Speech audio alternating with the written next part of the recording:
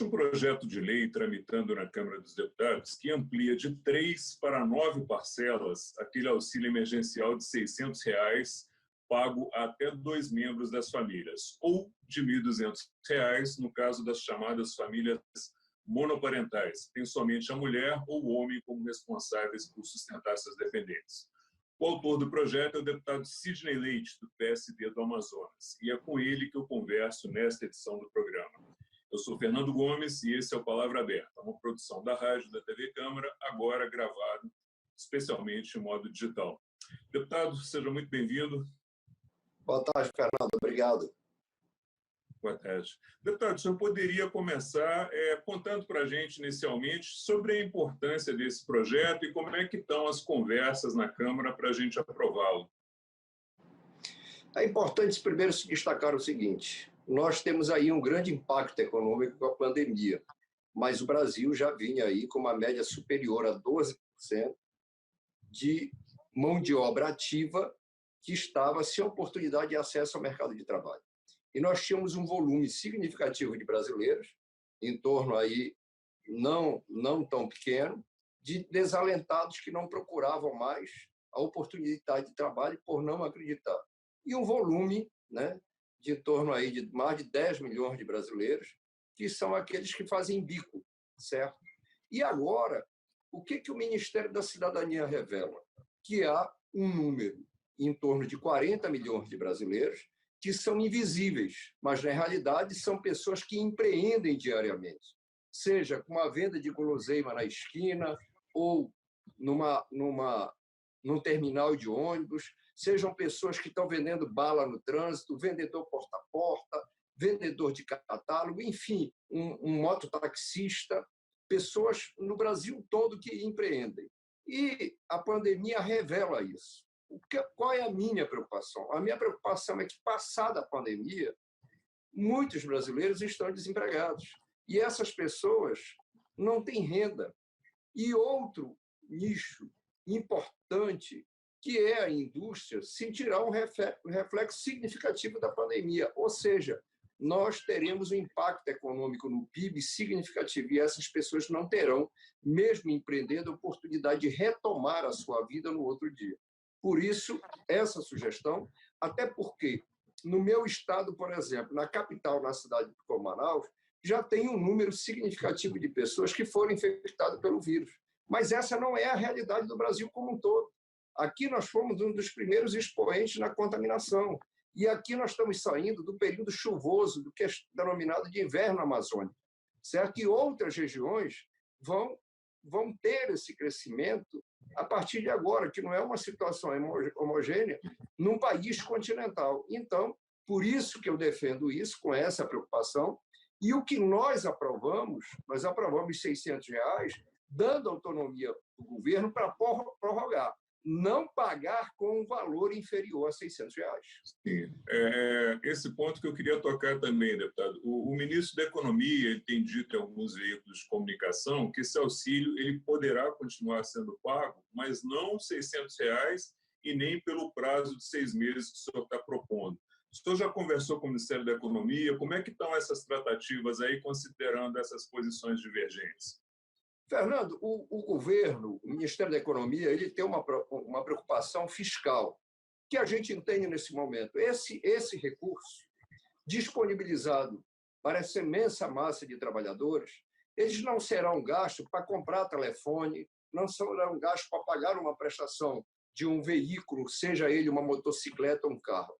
Ele será utilizado para comprar alimento, medicamento e pagar compromissos emergenciais, como uma conta de luxo, uma carga de gás. Essa que é a realidade, e isso faz movimentar a economia.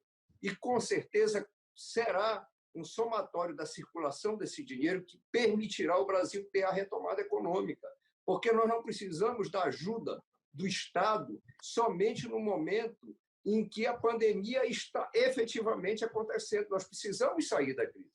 E nós não podemos ter essa visão, que, do meu ponto de vista, ela é pequena, ela é curta, quando você terá milhares de desempregados, milhares de pessoas que não terão alternativa de sobrevivência. Isso é muito grave. E isso piora, no meu ponto de vista, a situação econômica do país. Nós precisamos atravessar esse momento e garantir o auxílio para essas pessoas que, neste momento, não têm oportunidade de trabalho. Deputado, qual que é a previsão de colocar esse tema para discussão e votação na Câmara? Isso já está sendo debatido com os líderes, já tem uma data indicativa?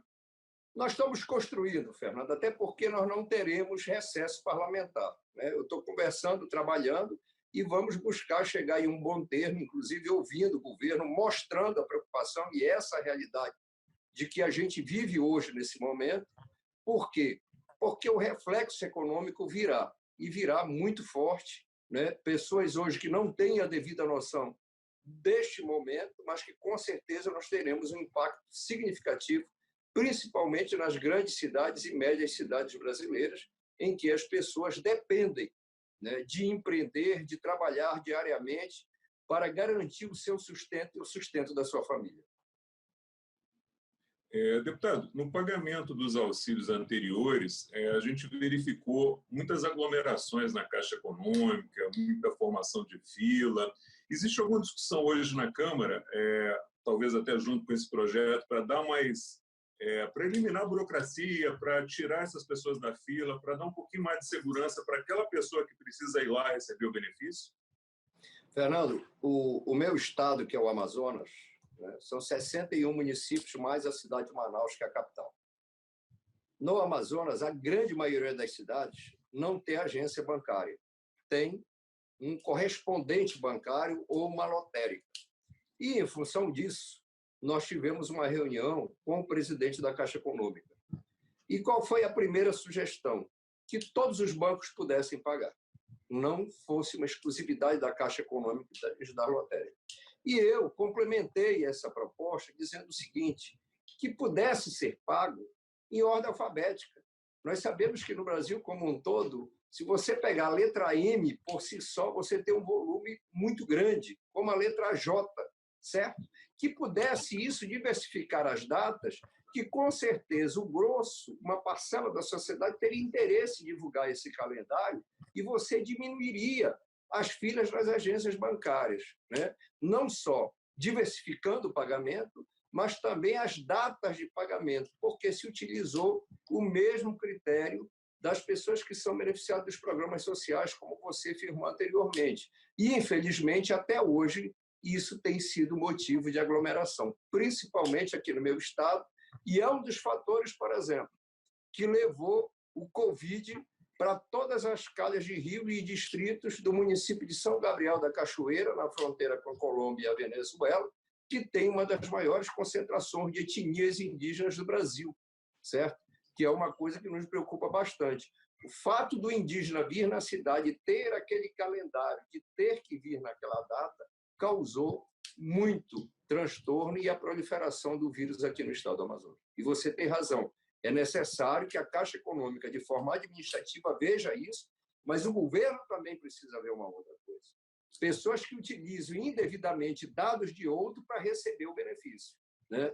Você vê que os órgãos de controle externo já identificaram isso, a imprensa já denunciou, inclusive, que pessoas condenadas pela justiça estão recebendo o auxílio emergencial e há necessidade de garantir realmente que quem receba sejam pessoas que precisam, enquanto nós temos muitos brasileiros na fila buscando receber o seu auxílio e que não conseguem adentrar, seja por atualização de dados do governo, seja por critérios aí do sistema de seleção. Deputado, muito obrigado pelos esclarecimentos prestados aqui no Palavra Aberta. Eu é que agradeço e estou à disposição. Um forte abraço a todos. Obrigado. Eu conversei com o deputado Sidney Leite, do PSD do Amazonas, sobre o projeto de lei que amplia de 3 para 9 parcelas o auxílio emergencial de R$ 600. A você que nos acompanhou até agora, muito obrigado, um forte abraço e até a próxima.